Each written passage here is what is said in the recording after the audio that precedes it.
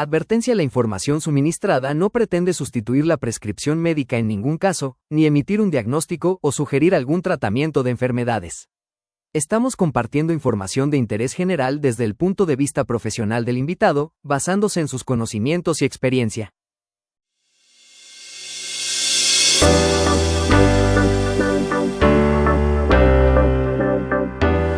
Hola a todos, bienvenidos nuevamente a Parlar, un espacio creado por mamás y papás para toda la comunidad.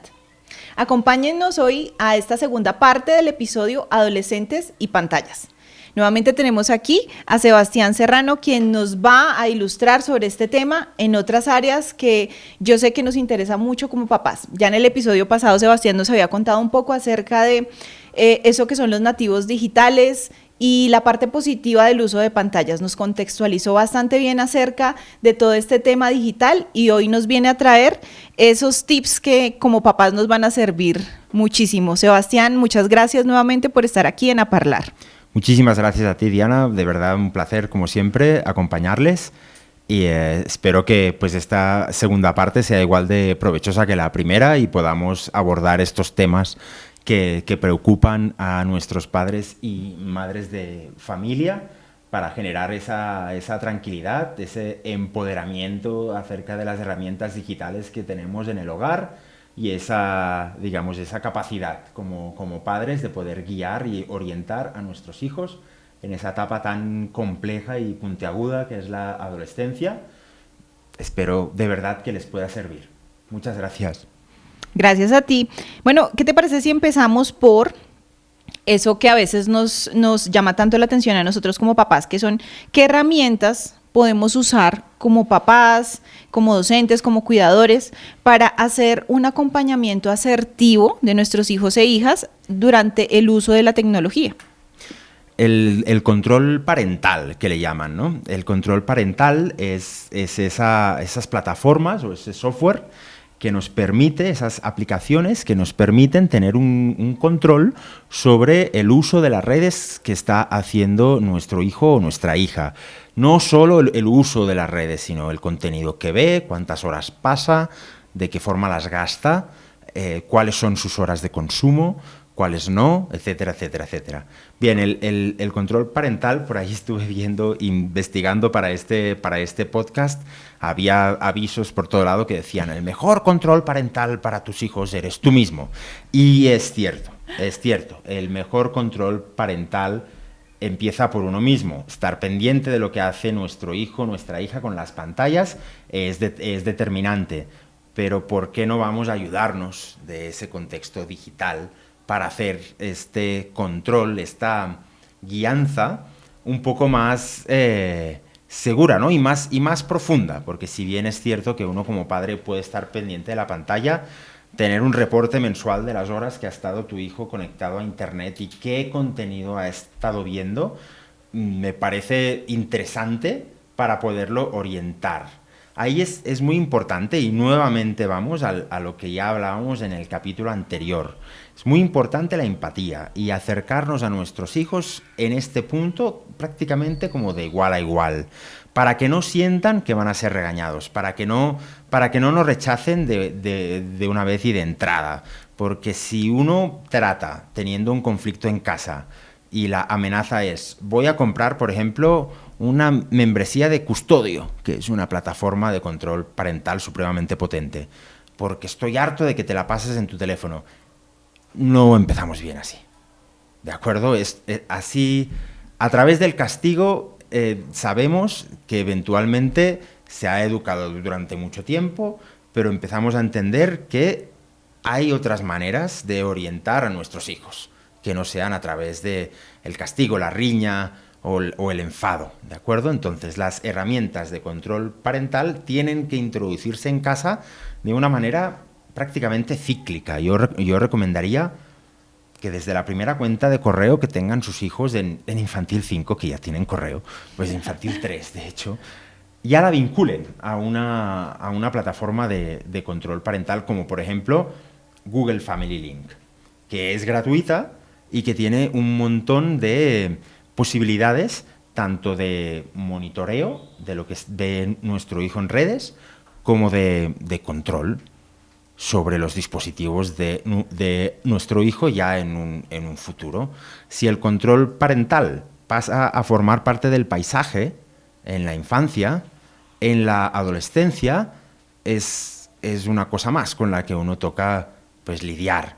Y ya como adolescente y con un eventual problema de uso de pantallas, entrar de una vez con este tipo de herramientas quizás sea ambicioso. Sin embargo, insisto, cada cual en su casa sabe cómo son sus hijos y qué es lo que les puede estar como funcionando más. Entonces, en cuanto a las herramientas, ya las he mencionado, está Custodio y está Family Link, pero pues hay muchísimas más en la red, ¿cierto? Yo he puesto estas dos encima porque Family Link sí la conozco, es la que uso yo. No tengo un adolescente en casa, pero ya he estado cacharreando con las posibilidades que tiene y me parece efectiva.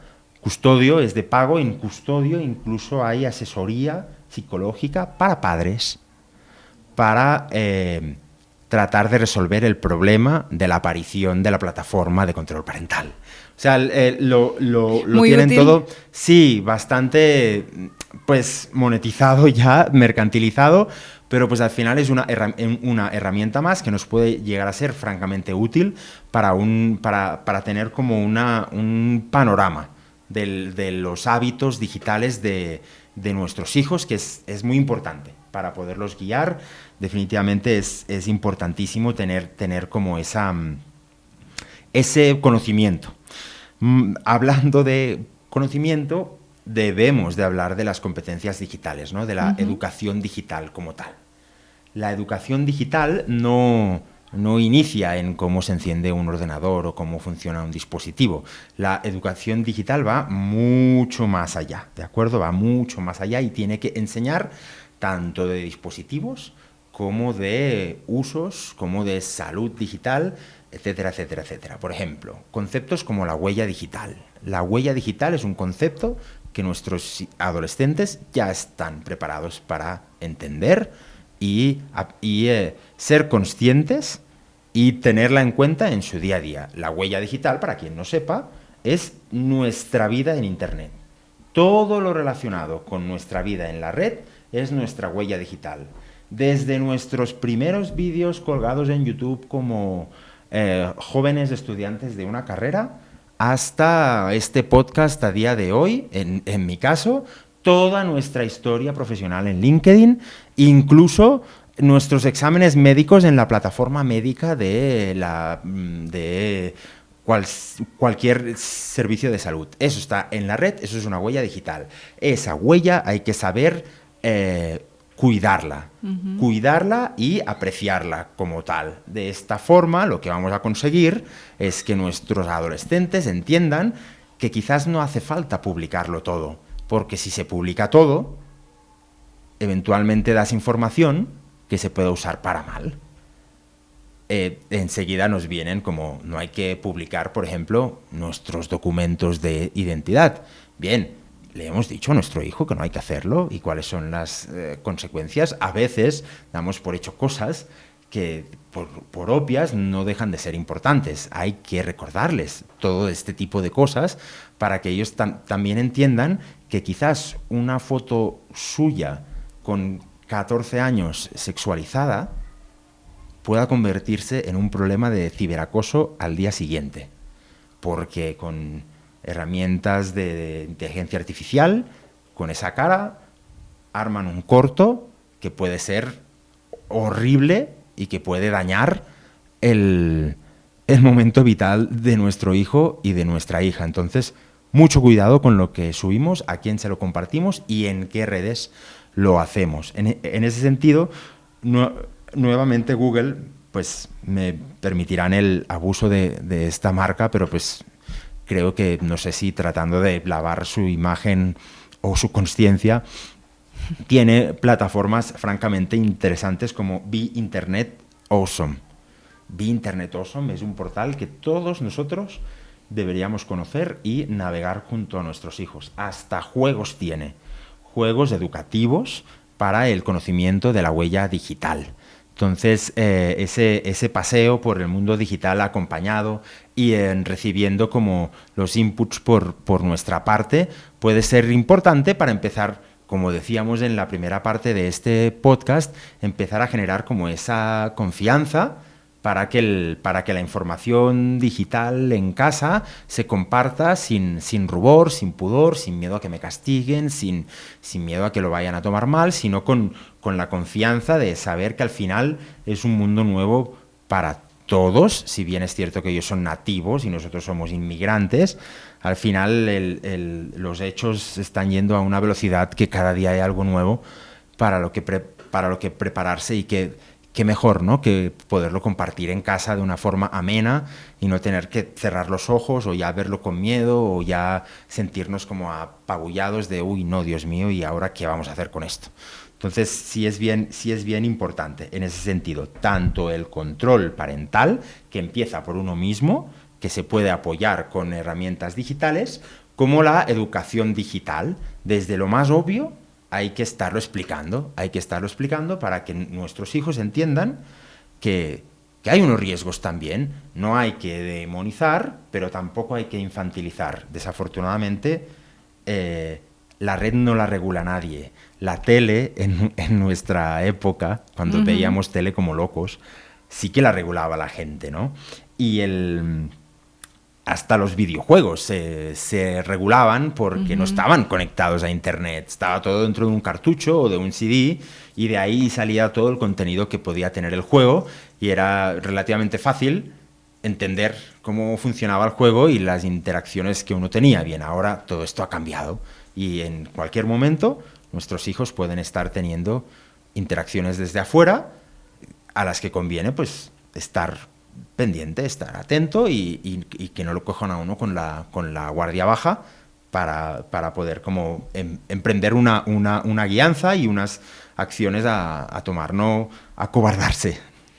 Bueno, y ahora que tú hablas de eso de la huella digital, también me parece importante resaltar el verlo desde el lado de los padres, porque muchas veces cuando el papá o la mamá o el cuidador no tiene una profesión o diariamente no está en contacto con la tecnología, le es difícil saber temas como, por ejemplo, no debo subir una foto con el escudo del colegio de mi hijo o que se vea la placa del carro.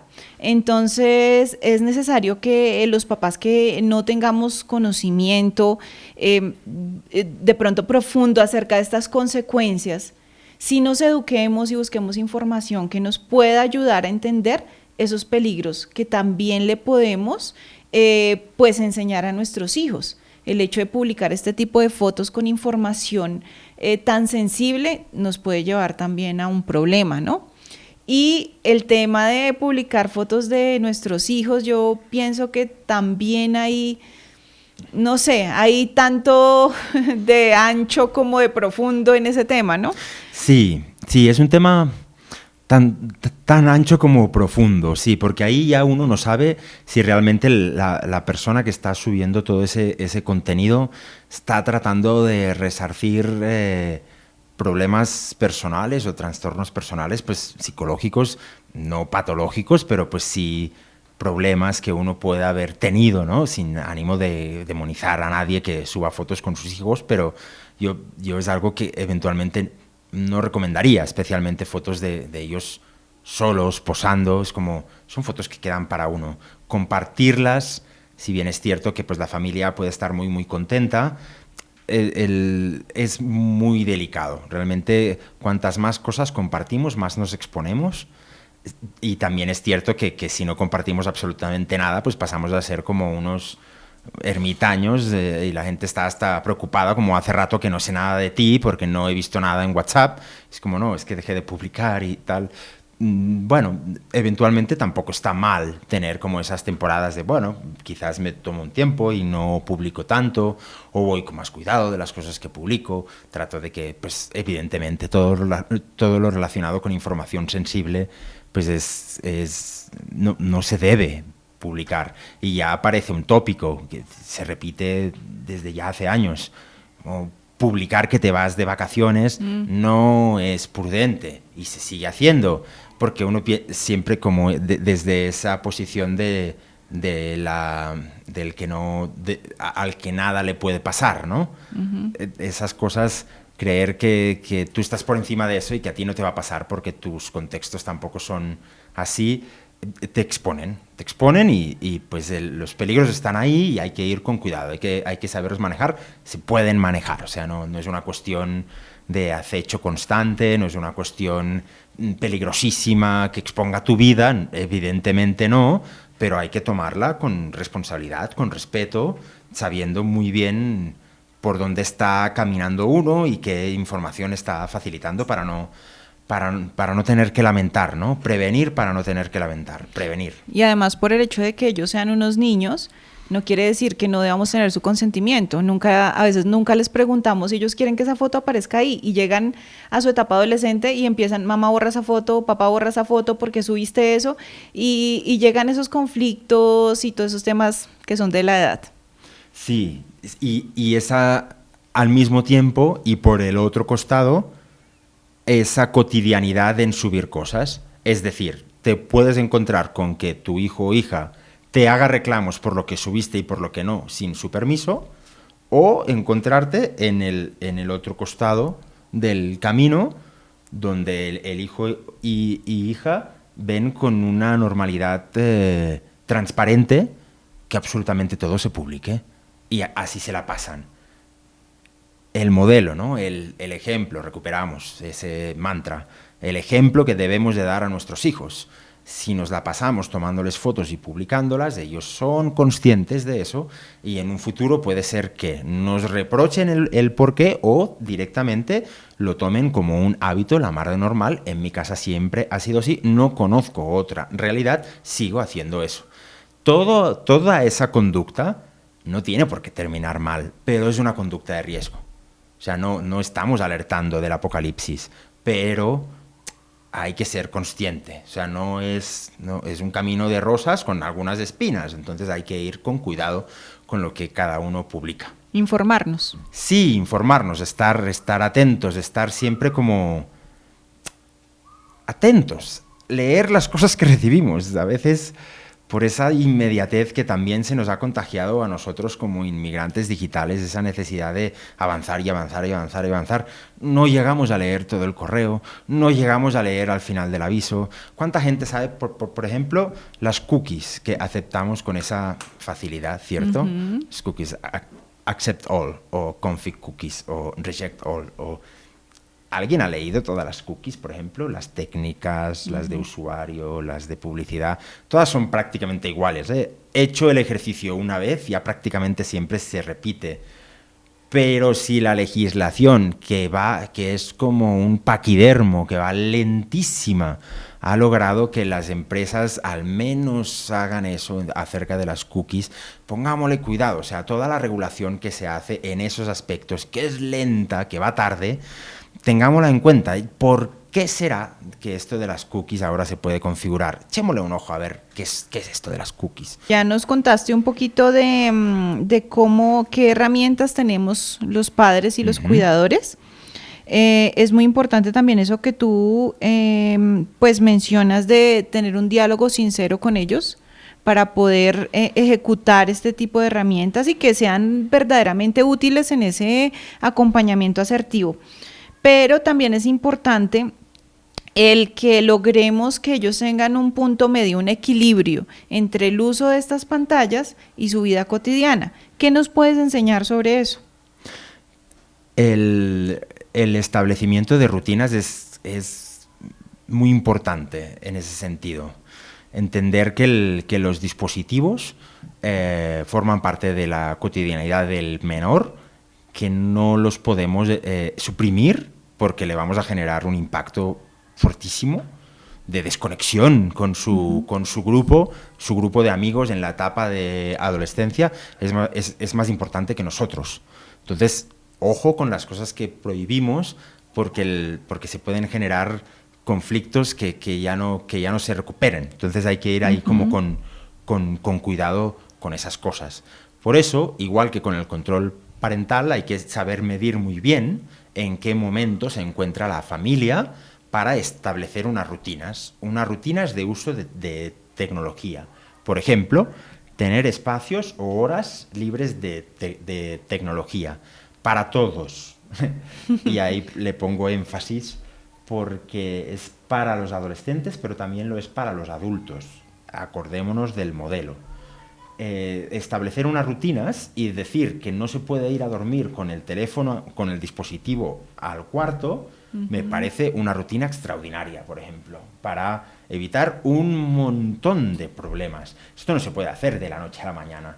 Y si nosotros no lo hacemos y esperamos que nuestros hijos lo hagan, estamos errados. No funcionan así las cosas. O sea, eventualmente cuando tenían 5 años sí, que podía uno engañar, pero ya son adolescentes. O sea, te ven a ti todos los días, saben cómo funcionas con tus dispositivos. No les puedes hacer pasar por un aro por el que tú no estás pasando. Entonces, el establecimiento de rutinas, padres y madres, llegó a la casa para todos. Adicionalmente a eso, pues evidentemente, todo lo relacionado con las relaciones sociales reales es bienvenido. Actividades de ocio al aire libre, actividades recreativas relacionadas con el arte, que si el teatro, que si el coro, que si un grupo de música, el equipo de fútbol, etcétera, etcétera, etcétera. Todas estas actividades que pues afortunadamente el colegio promociona de una forma muy, muy, muy activa, tienen un valor superlativo en esta época en la que vivimos, porque eventualmente es el único momento del día en el que nuestros hijos no están pendientes del teléfono. Si tenemos una situación grave en casa de adicción con las pantallas, los 90 minutos del partido de fútbol son los 90 minutos donde Juanito Pérez no mira el teléfono. ¡Wow! Salvemos esos 90 minutos y empecemos desde ahí, ¿no? O sea, esa promoción parece un tópico, parece como obvio, pero no por obvio no hay que dejar de mencionarlo. Esas actividades son supremamente importantes. Después está todo lo relacionado con el autocontrol, la frustración y la gestión del tiempo, ¿cierto? Ya lo habíamos hablado en el capítulo 1 y lo volvemos a ver en el capítulo 2. Imagínate lo importante que es. En ese sentido, ser conscientes de que los dispositivos y ese bombardeo, de esa infoxicación que le llaman, le han puesto hasta nombre, que recibimos constantemente, pueden digamos, vulnerar nuestro control acerca del tiempo que invertimos en hacer labores, ¿de acuerdo? Adicionalmente a eso, afectan, como veíamos en el capítulo 1, temas cognitivos, de concentración, de capacidad para tolerar la frustración, etcétera, etcétera, etcétera. Entonces, tener esa gestión del tiempo en casa, establecida, con esas rutinas, o incluso con competencias, ahora voy a hablar de eso, puede ser supremamente provechoso. Por ejemplo, hay una aplicación que se llama Forest. Forest es una aplicación supremamente sencilla, basada en la técnica Pomodoro, que dice que debemos ser capaces de estar 25 minutos completamente concentrados haciendo una labor, y de que después de esos 25 minutos podemos hacer una pequeña pausa y volver a ese modo concentración que es importantísimo para el desarrollo emocional, profesional de cualquier persona, ¿cierto? Entonces, ¿qué les parece si en casa, por ejemplo, se arma una competencia?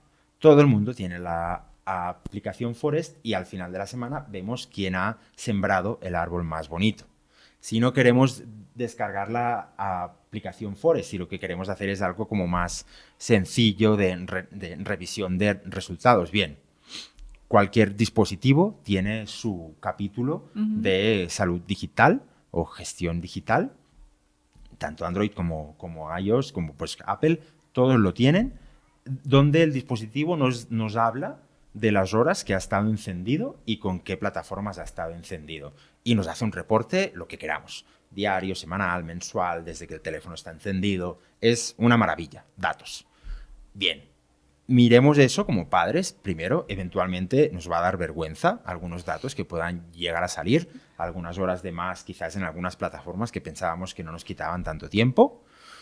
Pero a lo que voy es que ese ejercicio que uno hace desde pues al principio, desde el desconocimiento, y ya cuando lo ha usado más de una vez ya prevé lo que va a salir y pues ya tiene como cierto temor, ¿no? de ver la realidad, en qué ha gastado el tiempo frente al dispositivo durante toda esa semana, en casa nos puede servir para crear esas competencias sanas de decir, bueno, vamos a sacar o a bajarle las horas a YouTube, por ejemplo, a YouTube o a Max o a Netflix o a TikTok o a Instagram. Vamos a bajarle las horas y lo vamos a dejar en función de la casa, veremos cuál es el primer listón, ¿no? Lo vamos a dejar en 1 hora al día, que les parecerá un montón. Vayan y revisen su bienestar digital y vean la de horas que pasan frente a ciertas plataformas.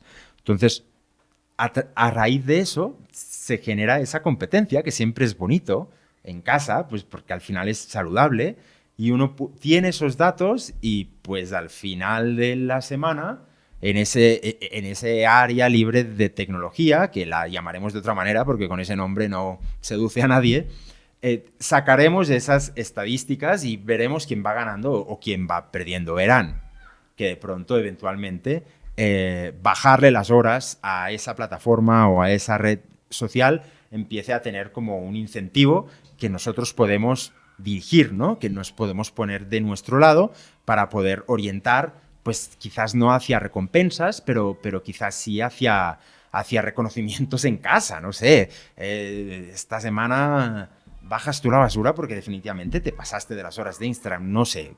Cada casa es un mundo, sabe cuáles son sus normas y yo solo trato como de dar esas herramientas para que las podamos implementar y tener como un poco más de flexibilidad y de soltura a la hora de darle manejo a esta cuestión de adolescentes y pantallas. Y es que eso de la gestión del tiempo en la pantalla es definitivamente algo que nosotros debemos controlar bastante cerca y es muy, o sea, uno se siente confrontado cuando ve el reporte de la actividad en pantalla y en qué aplicaciones específicamente pasamos más tiempo. Es una retroalimentación que vale la pena tener porque a veces uno piensa que no tiene tiempo, pero resulta que lo está gastando en cosas que en realidad no merecen tener esa parte de nuestro tiempo. Entonces, como adultos, como papás, que como tú mencionas, somos el modelo de nuestros hijos, es importante que también seamos conscientes de cómo estamos gastando el tiempo en ese entorno digital. Sí. Para que se hagan a la idea, gente que dice no tener tiempo y que en su primer ejercicio de reconocimiento digital 6 horas del día, que eso es una cuarta parte del día, están frente al dispositivo. Dirán, no, es que trabajo con el dispositivo y tal. Bueno, veamos las aplicaciones entonces. Bien, pues 3 son al frente de Instagram, por ejemplo. Entonces, no tengo tiempo. Bueno, estamos seguros de que no tienes tiempo. Quizás el tiempo se lo está llevando algo, quizás el tiempo se lo está llevando la dopamina, de la que también hablábamos en el capítulo 1 y que pues en función de la naturaleza de cada humano tiene una afectación u otra, pero sí es bien importante hacer ese ejercicio de autoconocimiento para poder dar ejemplo y poderlo poner también en valor, ¿no? Todos en la casa estamos haciendo esa labor. Entonces, me parece supremamente interesante poderlo enfocar así. Bueno, Sebastián, ¿qué te parece si para cerrar este episodio que ha sido bastante interesante, nos das recomendaciones ya, ese grupo de recomendaciones que tú dices, definitivamente un papá debe tener en cuenta estas 5 cosas a la hora de acompañar a sus hijos durante este viaje digital? ¿Qué nos recomendarías? El top 5 para la crianza digital y la crianza digital. El primero y el más importante, la comprensión y la empatía. Ser capaces eventualmente de cerrar los ojos por un momento y recordarnos cuando teníamos la edad que tienen ahora nuestros hijos. Recordarnos, no las cosas, los viajes que hicimos, no. Hablo de la adolescencia, las inseguridades que teníamos, los problemas que teníamos en clase, ese descubrimiento del cuerpo, nuestro primer amor, nuestro primer desamor, todas esas emociones, todo eso lo están viviendo ahora nuestros hijos. Entonces, tratar de recuperar todo ese cóctel de hormonas tan brutal que está aconteciendo en la cabeza de nuestros hijos para hacer el ejercicio de tratar de comprenderlos, de no juzgarlos, de acercarnos a este tema digital a ellos de una manera natural, tratando de, pues como decíamos, que no sea a través del castigo, que sea de una manera paulatina, también gradual, no tratar de hacerlo de la noche a la mañana porque no nos va a funcionar.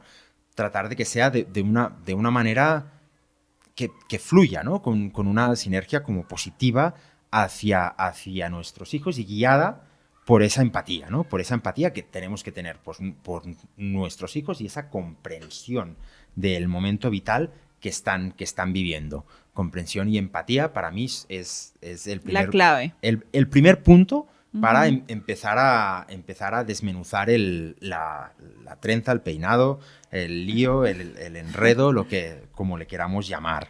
Después, una vez hemos hecho como esta comprensión, tenemos que tener también muy, muy, muy claro que las rutinas y los límites que pongamos tienen que ser claros y se tienen que respetar. Que respetar siempre. No sirve de nada poner límites que después no somos capaces de hacer cumplir.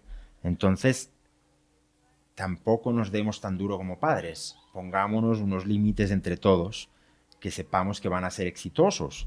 Porque al final, tener éxito en estas cosas ayuda a todos. Tener un feedback positivo de lo que lo estamos haciendo está empezando a funcionar. Nos ayuda a nosotros como padres porque nos da confianza y ayuda también a nuestros hijos porque no los coartan o eventualmente les hace como más llevadero todo el proceso. Entonces esos límites y esos procesos, esas rutinas, tenerlas como muy, muy, muy claras, que sean coherentes con lo que estamos viviendo, que eventualmente se vayan ajustando. Por eso es que yo pues soy como muy partidario de que desde la infancia hay que empezar a poner límites en lo digital sin ningún tipo de rubor. Después está todo lo relacionado y que veíamos en el capítulo 1 y que le volvemos a hacer mención con el fomento del uso creativo y productivo de las pantallas, ¿de acuerdo? Quiero recomendar a todos los padres y madres de familia que hayan escuchado a su hijo que quería ser influencer, que recuerden qué respuesta les dieron. Porque si la respuesta no fue encaminada hacia un interés repentino sobre lo que te está diciendo tu hijo y fue más encaminada hacia un pretexto, hacia un juzgamiento o una malinterpretación de lo que está diciendo, nos embalamos. Si te preguntan, ¿quiero ser influencer? La respuesta es, ay, ¿de qué vas a hablar? Cuéntame, ¿eres consciente de que ser influente, en qué plataforma lo vas a hacer? ¿Cómo lo vas a hacer? ¿Tendrás un estudio como a Parlar? ¿O será en la calle? ¿O a qué público te quieres dirigir? ¿Cuándo vas a publicar? O sea, esa pregunta de quiero ser influencer puede que nos parezca fuera de lugar, como cuando antes decían que querían ser futbolistas. Cuando decían que querían ser futbolistas, les hablábamos del esfuerzo y de las pocas probabilidades que tenía uno como infante a llegar a ser futbolista profesional como las estrellas mundiales que están jugando a día de hoy fútbol. Bien, con los influencers pasa exactamente lo mismo. Para que un influencer tenga la cantidad de seguidores y pueda ganar la vida como lo hace con las redes y con el contenido que crea, es excepcional, uno de cada no sé cuántos, y requiere de un esfuerzo. Y cuando estás en la cima de una presión, porque ¿cuántos influencers se han bajado del carro un tiempo por temas de salud mental? Porque no son capaces de asimilar todo el odio que hay en las redes. Porque pues, hemos hablado de las redes como la Arcadia feliz, de la socialización entre iguales y de la aceptación, pero no nos podemos olvidar de esas redes sociales, especialmente X, por ejemplo, últimamente desde siempre, ¿no? Que ha sido, es como el odio hecho red social. Esos peligros están ahí, entonces el hecho de que nuestro hijo manifieste el interés por crear contenido, la respuesta no puede ser, anda, deja de decir tonterías, ponte a estudiar, sino todo lo contrario, como, bueno, espérate, o sea, echémosle cabeza a esto, ¿de acuerdo? Entonces, el ocio y la creatividad hacia las pantallas se tiene que poder canalizar y utilizar para bien y como aliado. Esto es como el punto 4, ¿cierto? De estos 5 puntos que estamos Creo que vamos en el lanzando. 3. Ay, cierto, porque el punto 4 nos habla de la importancia de la alfabetización digital, del conocimiento de los conceptos como la huella digital, nuestra vida digital, nuestra continuo, digamos, compartición y comportamiento con las redes sociales, con todo lo que hacemos tanto en Internet como a través de los dispositivos, esa vida que tenemos en ese metaverso, cómo saber cuidarla, cómo saber curarla de cosas que le hayan podido pasar en un pasado y ser como muy prudentes a la hora de publicar cosas en un futuro.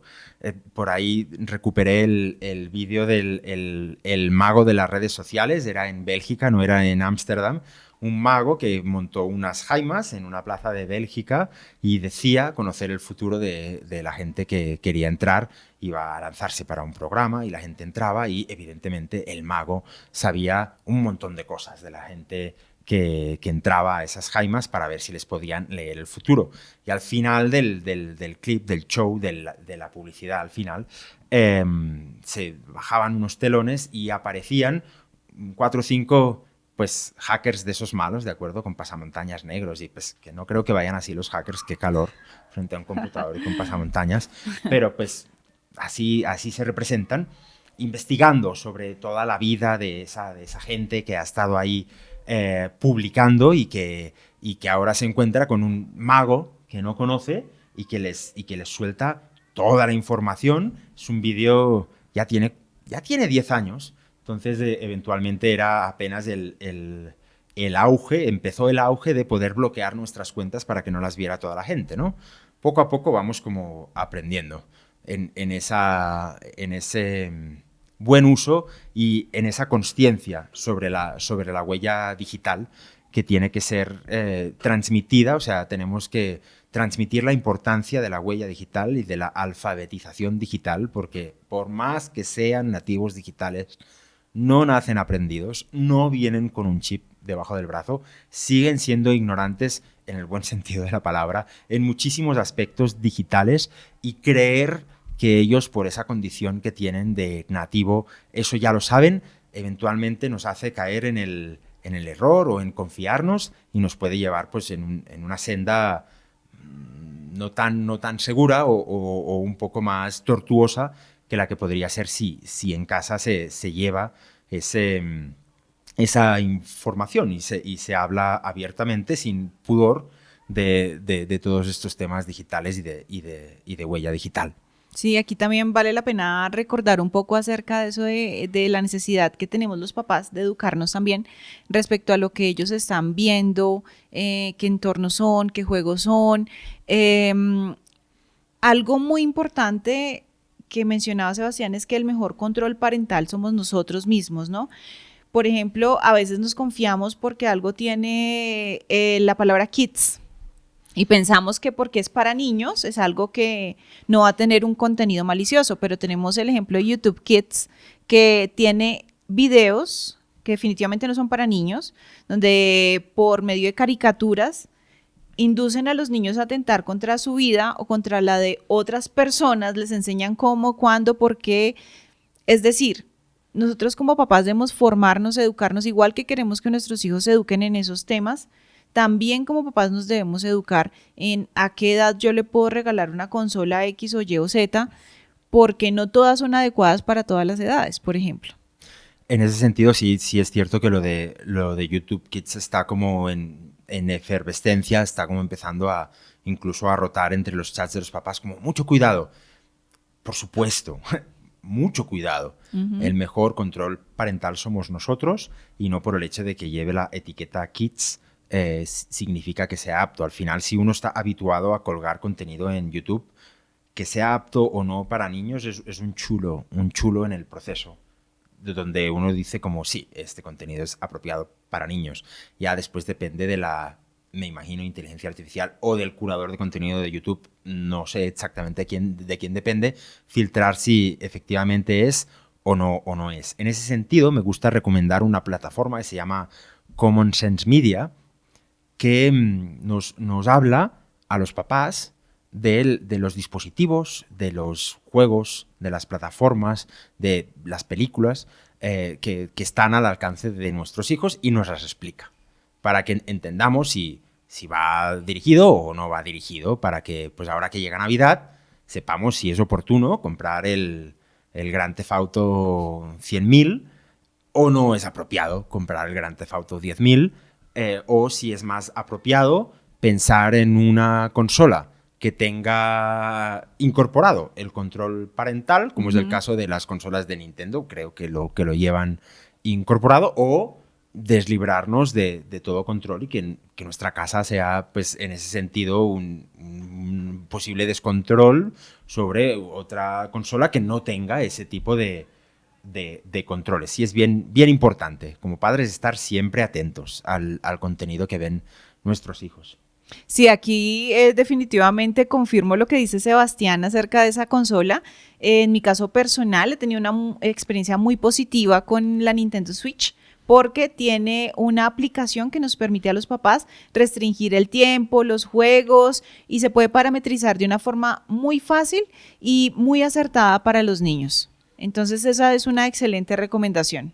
El último punto, y del que ya hemos venido hablando y que es importante, es modelar el comportamiento. Es decir, nosotros somos el modelo para nuestros hijos en muchísimas cosas, más de las que creemos.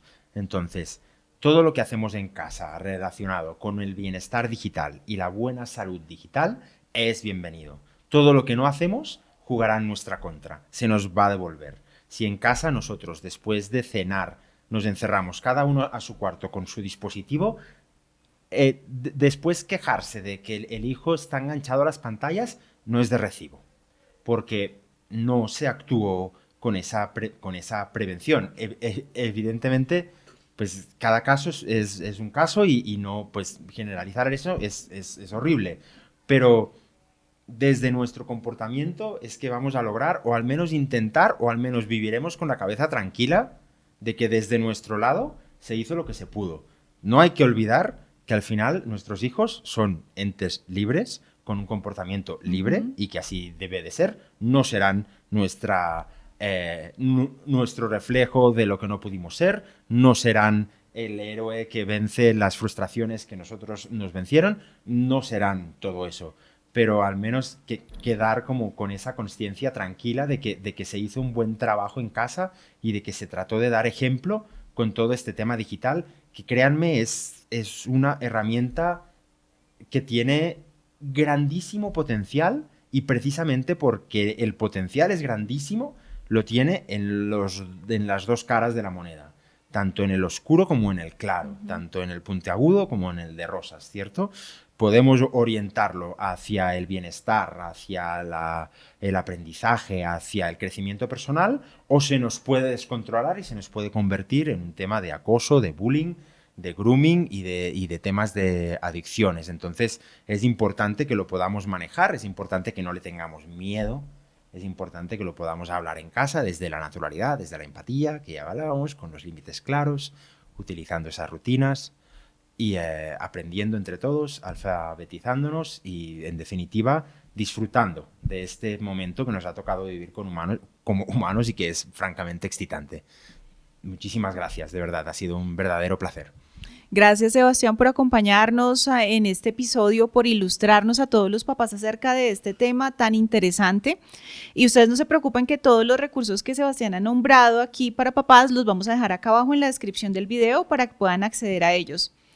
Gracias nuevamente por acompañarnos en esta segunda parte de Adolescentes y Pantallas. Y recuerden que si ustedes quieren también compartir un tema de interés con toda la comunidad, pueden escribirnos acá a este correo: administración@aparreyescatólicos.com.co, y nos lo hacen saber para podernos contactar con ustedes.